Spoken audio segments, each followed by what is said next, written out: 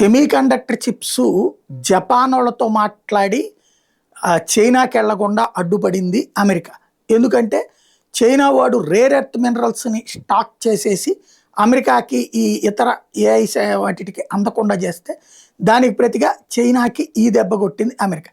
దానికి ప్రతిగా చైనా ఇప్పుడు ఏం చేసింది, ఏవైతే వీళ్ళ ఆర్టిఫిషియల్ ఇంటెలిజెన్స్కి ఆల్టర్నేటివ్గా ఏఐ కిమి K3 అనేటటువంటి కొత్త కాన్సెప్ట్ని కనుక్కుంది.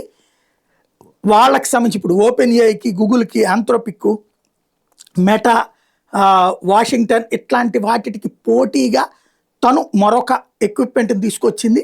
అయితే చైనా సరుకు లాగానే ఇంతవరకు అయితే అది ఆచరణలో ఎంతవరకు తెలియదు, కానీ చైనా అనుకూల మీడియా మాత్రం ఏ ఏజెంట్స్లో ఇది స్పెషల్, అమెరికా వాడి వల్ల కూడా కాంది చైనా చేసింది, చైనాలో ఏఐ ఇక అద్భుతమైనటువంటి పరుగులు పెట్టబోతోందని చెప్తోంది.